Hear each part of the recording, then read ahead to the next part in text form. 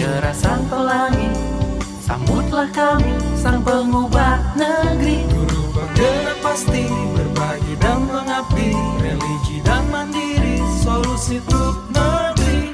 Bergerak cerdaskan bangsa, gotong royong dalam satu irama. Merdeka belajar siswa, cerdas dan berkarakter Pancasila.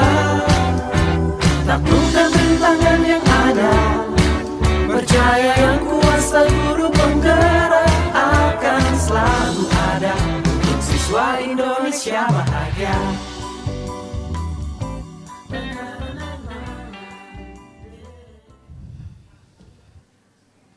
Nah ini Bapak Ibu, pembelajaran berdiferensiasi itu merupakan pelajaran yang harus mengakomodir semua kebutuhan belajar murid.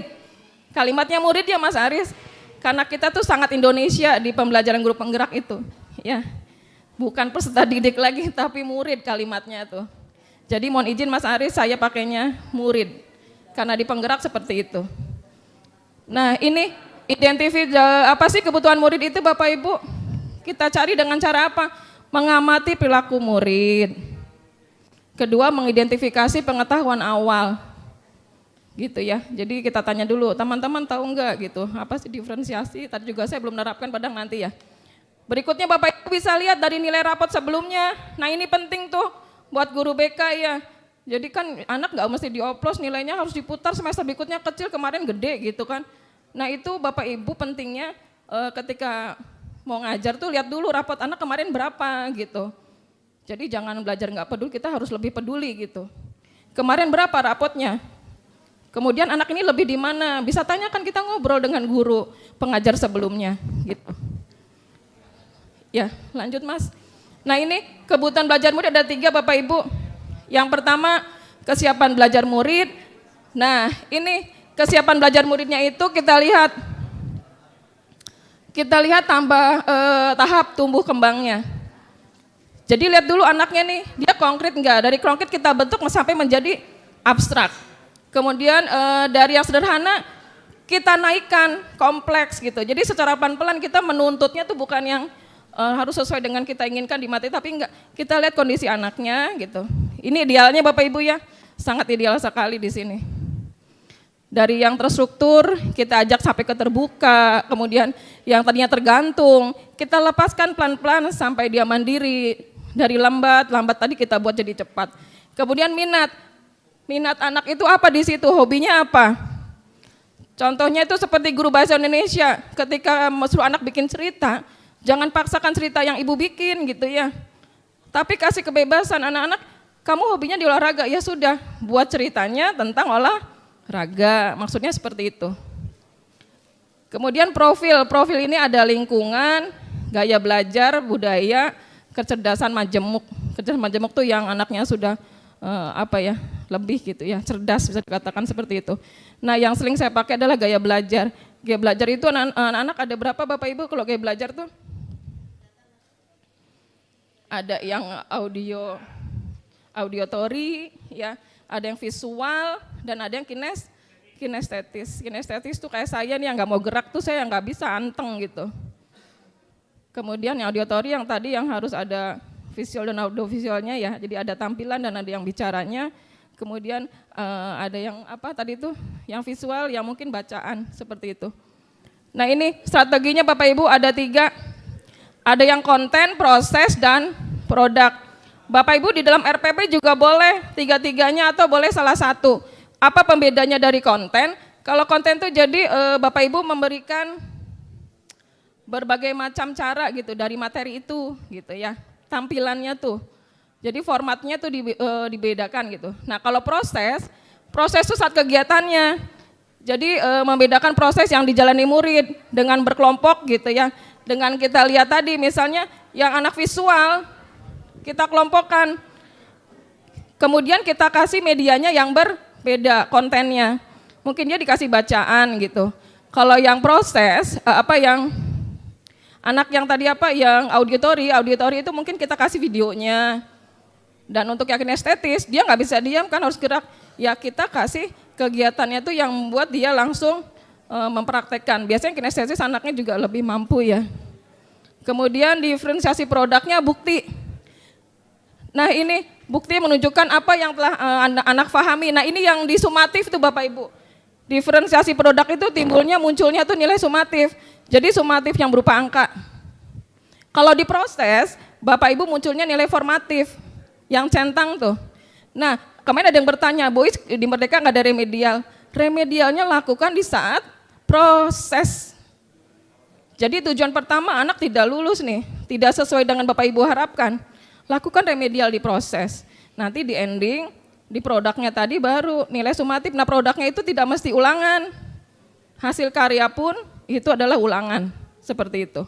Ya kalau kita kaitkan dengan yang lalu ya. Nah ini cara belajar yang mendukung pembelajaran berdiferensiasi Bapak Ibu ya.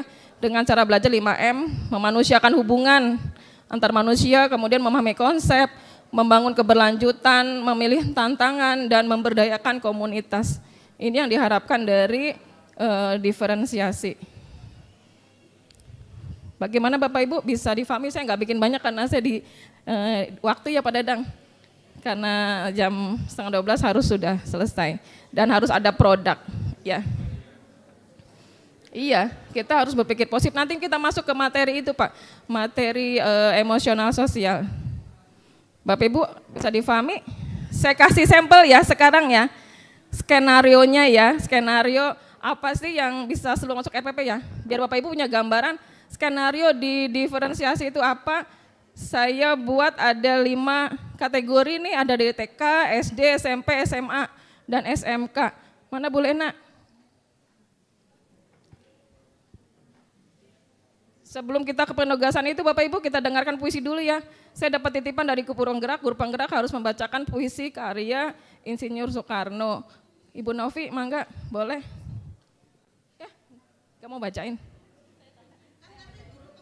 Oh. Bukan, amanat dari sana, yang membaca siapa aja. Ya, mangga boleh nak. Oh saya yang baca, oke siap. Bismillahirrahmanirrahim. Aku melihat Indonesia.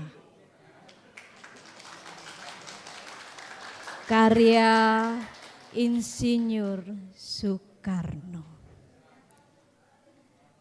Jikalau aku berdiri di pantai Ngeliep, aku mendengar lautan Hindia bergelora, membanting di pantai Ngeliep itu. Aku mendengar lagu sajak Indonesia. Jikalau aku melihat sawah-sawah yang menguning menghijau, aku tidak melihat lagi batang-batang yang menguning menghijau. Aku melihat Indonesia. Jikalau aku melihat gunung-gunung, Gunung Merapi, Gunung Semeru, Gunung Merbabu, Gunung Tangkupan Perahu, Gunung Kalebet, dan gunung-gunung yang lain, aku melihat Indonesia. Jikalau aku mendengar lagu-lagu yang merdu dari Batak, bukan lagi lagu Batak yang kudengarkan.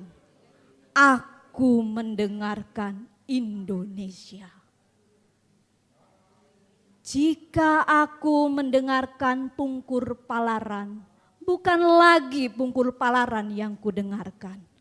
Aku mendengar Indonesia.